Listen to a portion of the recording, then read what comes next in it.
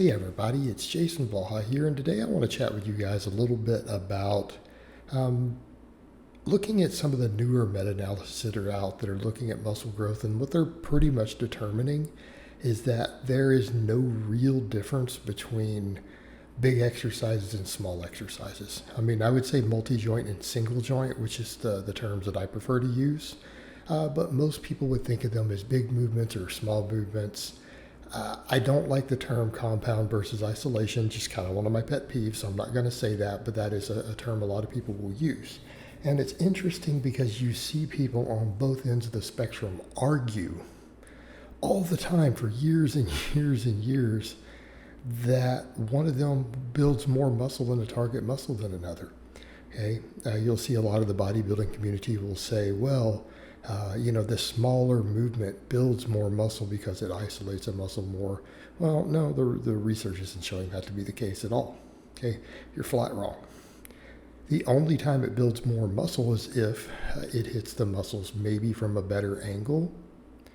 An example, a barbell row versus a supine grip curl. Okay, there have been some studies that compared them side by side in novices and found, that the dumbbell curl produced a little more bicep growth. Okay, specifically bicep, not the entire arm, because keep in mind, the pronated angle of those rows does what? It works the brachialis, brachioradialis, all of that more, right? And the brachialis itself is oftentimes makes the bicep look bigger. Okay, even though it's a smaller muscle beside it. So that's kind of what you've seen, but that is the angles involved. And in fact, if you, replace that row with something that puts the bicep into a supine position, I guarantee you the data would show the same amount of growth if the same amount of fatigue is generated. Okay.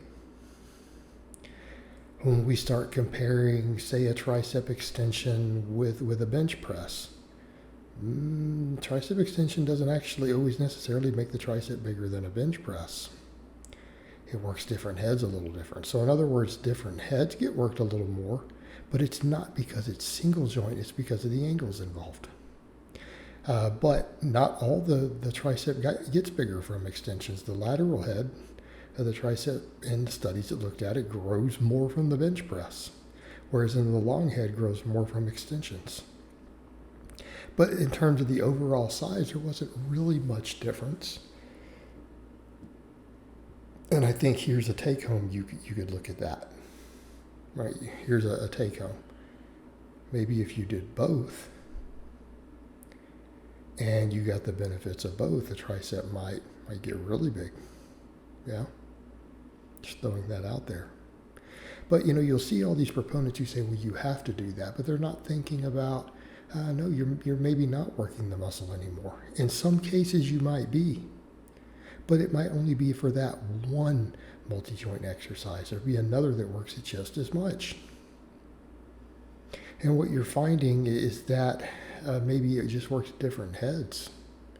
But the overall average growth is oftentimes similar as long as the tension itself is relatively similar. But again, you'll see people say, well, you have to do, flies to maximize your pecs. No, you don't. You can use chest pressing. You can actually barbell press and maximize chest growth. Plenty of data suggests that. People will say, well, but a fly, you get that peak contraction more. Yeah, but the peak contraction causes the least growth. Study after study after study shows that. The lengthened position is really where the growth is, and you're not doing that more so usually with a fly than with a press. You're really not. So the end result, they're pretty similar. Okay, but you'll see that point made by people who say you have to have single joint. Right? And it's just simply not true. Now, conversely, you'll see the other side. How about the starting strength people?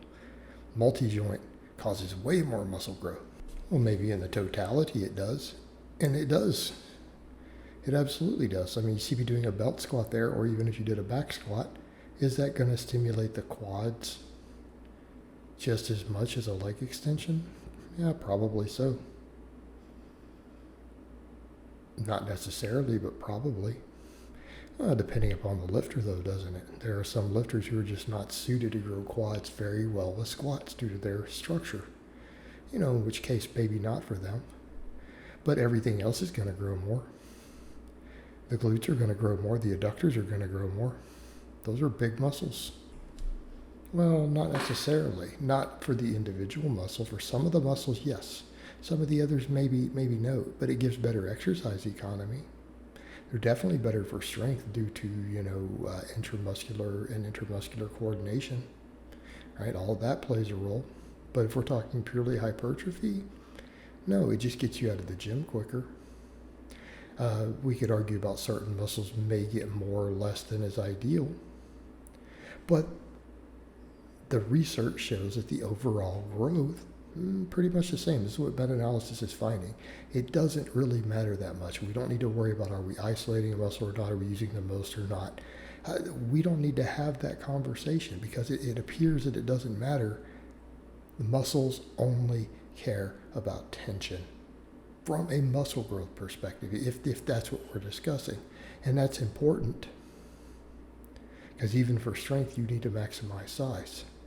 But so instead of saying that we have to do this or we have to do that, let's step back and use some common sense. If the meta-analysis say they cause about the same, then here's what would be reasonable. Let's do something intelligent. Let's say that both have a place then. And since we know that both are going to be capable of maximizing growth, why don't we build most of our training around big multi-joint exercises within our ability to recover from them, keeping in mind we can have some systemic recovery issues if we're not careful from using too many. Just like too many single joint movements can cause localized overuse, which can cause injuries, inflammation, tendon problems. So why don't we find a balance? Build your program around bigger movements, and then look at what you're doing. Look at your individual needs, your individual weak points. Step back and say, okay, maybe I should find some single joint movements or look to see if I need some single joint movements to fill in the gaps. Okay? These are all just tools in the toolbox, and you can't be married to them. Right? You can't be married to this individual tool and say, no, this is the best, this causes more growth, because that's not the case. It just absolutely is not the case. Maybe we should be, when we're looking at the way we're writing our programming for any individual lifter or ourselves, finding the right amount of each and making sure that things get worked in the way that we want them to work. Common sense.